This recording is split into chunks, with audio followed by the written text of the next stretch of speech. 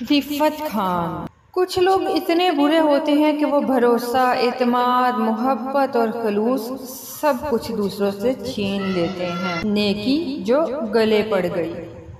میں بچپن ہی سے بہت حساس واقعہ ہوئی ہوں۔ میرا دل شروع ہی سے حد درجہ نرم ہی رہتا ہے۔ کسی کو غمگین دیکھتی ہوں تو خود بھی بہت اداس ہو جاتی ہوں، چاہے وہ کوئی فلمی سین یا ٹی وی کا ڈرامہ ہی کیوں نہ ہو۔ بلکہ بعض دفعہ تو میری ہچکی بن جاتی ہے، اور اپنی اسی کمزوری سے میں نے بارہا نقصان ہی اٹھایا ہے۔ مجھے اچھی طرح سے یاد ہے کہ جب میں 5ویں کلاس کی طالب علم تھی تو ہمارے گھر ایک بہت ہی لاغر اور ضعیف سے بابا جی آتے تھے۔ لاٹھی ٹیکتے ہوئے میں ان کو دیکھ کر بہت روتی تھی کہ اتنے بوڑھے ہو کر بھی وہ گلی گلی پھر رہے ہیں۔ میں اکثر ان کو اپنے حصے کا کھانا دے آتی تھی اور ان کے پاس بیٹھ کر باتیں بھی کرتی تھی۔ وہ مجھے بدلے میں ڈھیر ساری دعائیں دیتے تھے، لیکن اس وقت مجھے یہ سب کچھ سمجھ نہیں آتی تھی۔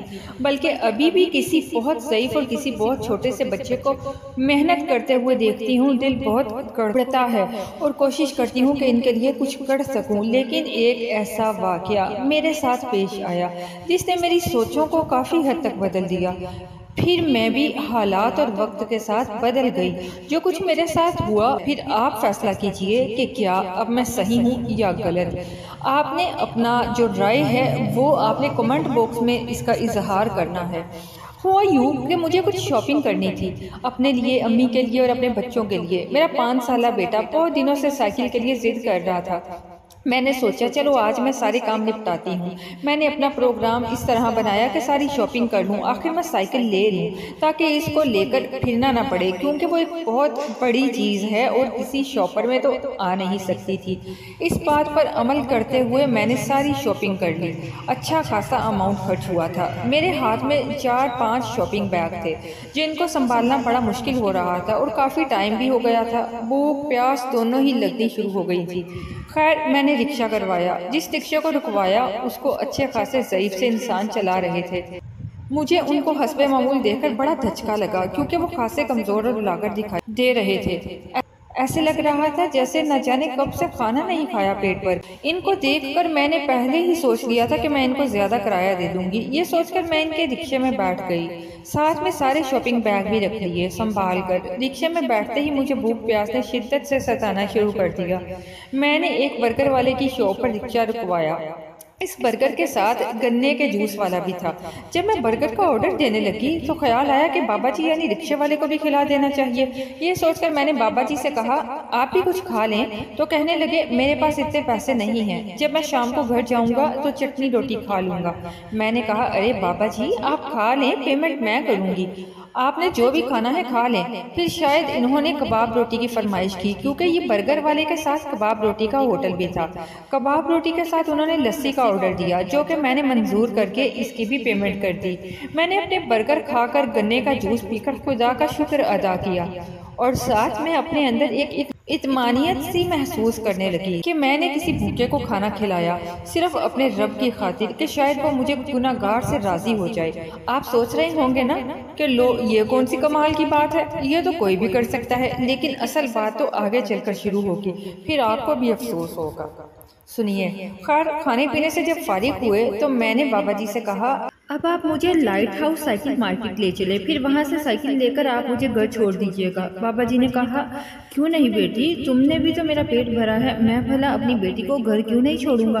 یہ کہہ کر انہوں نے رکشہ سائیکل مارکیٹ کی طرف موڑ دیا۔ 10 منٹ کے بعد ہم سائیکل مارکیٹ میں موجود تھے، اور ہاں ان کو جب میں نے کھلایا تو مجھے اپنے اندر بڑا سکون محسوس ہوا کہ میں نے نیکی کی ہے۔ اور سچی بات تو یہ ہے کہ انسان جب کوئی نیکی خاص اللہ کی رضا کے لیے کرتا ہے تو دل کو بڑا سکون محسوس ہوتا ہے۔ مجھے بھی بس ایسا لگ رہا تھا، لیکن مجھے کیا پتا تھا کہ یہ سکون عارضی ہے۔ خیر جناب سائیکل کی دکان پر رکشہ رکوایا تو میں نے سوچا کہ میں سائیکل لینے کے لیے اتروں گی تو ساتھ میں شاپنگ کے شاپرز ہیں، پرابلم ہوگی اور سائیکل خریدنا مشکل ہو جائے گی۔ یہ سوچ کر میں نے بابا جی سے کہا کیا میں اپنا سامان رکشے میں چھوڑ دوں، جتنی دیر میں سائیکل لوں گی آپ میرے سامان کا خیال رکھیے گا، بس صرف 5 سے 10 منٹ لگیں گے، آپ کو کوئی مسئلہ تو نہیں ہوگا۔ ارے نہیں بیٹی کوئی مسئلہ نہیں ہوگا، تم اطمینان سے سائیکل خرید لو، سامان کی فکر مت کرو، وہ میں دیکھ لوں گا۔ مگر مجھے تھوڑی ہچکچاہٹ ہو رہی تھی، کچھ بھی ہو हर किसी पर एतबार करना नहीं चाहिए। और फिर सामान अच्छे खासे अमाउंट का था। बाबा जी ने जब ये देखा कि मैं थोड़ी परेशान हो रही हूँ और सामान छोड़कर जाना नहीं चाह रही तो वो बोले, अरे बेटी, तुमने एक भूखे इंसान को खाना खिलाया, पानी पिलाया, क्या वो तुम्हारे साथ कोई फ्रॉड कर सकता है? मैं इस उम्र में ऐसा कोई गलत काम करके खुदा को नाराज नहीं कर सकता। जाओ बेटी, साइकिल खरीद लो और सामान की तरफ से बेफिक्र हो जाओ। बाबा जी के इस तरह कहने पर मैंने सोचा कि शायद वो सही कह रहे हैं और यही मेरी सबसे बड़ी भूल थी, या मेरी सादगी थी कि मैंने इन पर भरोसा कर लिया। सिवाय परस के मैंने बाकी सारा सामान रिक्शे में छोड़ा और साइकिल लेने अंदर शॉप पर चली गई। अलबत्ता ज़हन नशीन कर लिया कि रिक्शा कहाँ पर खड़ा है ताकि वापसी में कोई मसला ना हो। खैर, मैंने 10 मिनट के अंदर अंदर साइकिल खरीदी और बहुत खुश थी कि अपने प्यारे से बेटे की ख्वाहिश पूरी कर दी। ज़्यादा बड़ी साइकिल नहीं थी, खुद ही हाथ में पकड़कर दुकान से बाहर आई और थोड़ा सा चलकर जब नजर दौड़ाई तो रिक्शा नजर न आया। मैंने सोचा कि शायद मैं जगह भूल गई होंगी। फिर मैंने चारों जानिब नजरों को दौड़ाया, लेकिन मुझे मेरा मतलूबा रिक्शा नजर न आया। मैं थोड़ा और आगे की तरफ बढ़ी और रिक्शे को ढूंढना शुरू किया। रिक्शे तो वहाँ बहुत सारे थे, लेकिन मेरे वाला रिक्शा तो नजर ही नहीं आ रहा था। मैंने दोबारा उस इलाके को अच्छी तरह से देखा, लेकिन वो मौसूफ वहाँ से गायब हो चुके थे।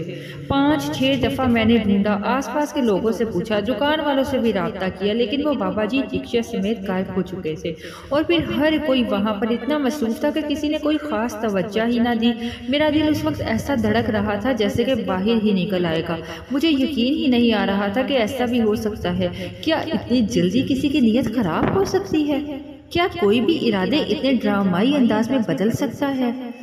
वो भी एक बूढ़ा और कमज़ोर सा लागिर शख्स। क्या धोखा दिया उस शख्स ने। मेरी आंखें आंसुओं से भर गईं।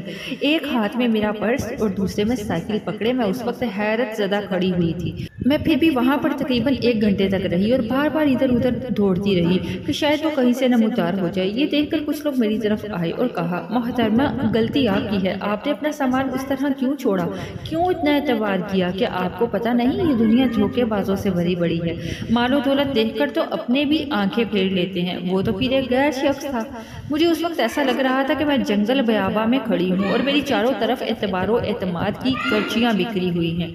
मुझे अपने सामान का इतना अफसोस नहीं हो रहा था जितना अफसोस उस बात का हो रहा था कि मैंने कितने खलूस से इनका ख्याल रखा और उन्होंने इसका मान भी ना रखा। खुदा न खास्ता मैंने इन पर कोई एहसान नहीं किया था खाना खिलाकर, ये तो खुदा की तरफ से वसीला बनता है। लेकिन बंदे को इतना एहसास तो होना चाहिए कि अभी जो शख्स मेरे साथ इतना मुखलिस है, कम अज़ कम इसका थोड़ा ख्याल तो रख ले। लेकिन शायद उन्होंने मेरे खलूस का मजाक उड़ाया था। यकीन करें, मैंने फिर पुरखलूस और चाहत के साथ इनकी ज़ईफ़ी का ख्याल किया था और उन्होंने किस तरह से मुझे जल देकर बेएतबारी की दीवार खड़ी कर दी। मेरा मान एक छनाके के साथ ज़मीन बोस हो गया। मेरे कदम एकदम से बहुत भारी हो गए, दिल डूब सा गया। ढीले हाथ पैरों के साथ दूसरा रिक्शा रुकवाया और बहुत ही रूहान से अंदाज के साथ रिक्शे में सवार हो गई। चेहरा बिल्कुल जर्द सा हो गया। सोच सोच कर दिमाग शल हो गया। जब रिक्शे वाले ने बार बार पूछा कहाँ जाना है, तो मैंने गायब दिमागी के साथ अपने इलाके का पता बताया और रिक्शे से टेक लगाकर बैठ गई। बार बार आंखों से आंसू गिरते रहे। सारे रास्ते आंसुओं को खुश्क करती रही जो कि रुक ही नहीं रहे थे। अपने हाथों को देखा जिनमें कुछ देर पहले कितना सारा सामान था, अब हाथ तकरीबन खाली से थे। कितने अरमान से मैंने अपने बच्चों की शॉपिंग की थी, क्योंकि मैं बाजार बहुत कम जाती हूँ और जब जाती तो काफ़ी शॉपिंग कर लेती हूँ। मेरा बाजार जाना बहुत कम होता है, लेकिन अब तो लग रहा था शायद अब कभी ना जा सकूँ, क्योंकि मेरे साथ ये पहली बार हुआ था, इसलिए सफ़र ज़रा मुश्किल ही से आ रहा था।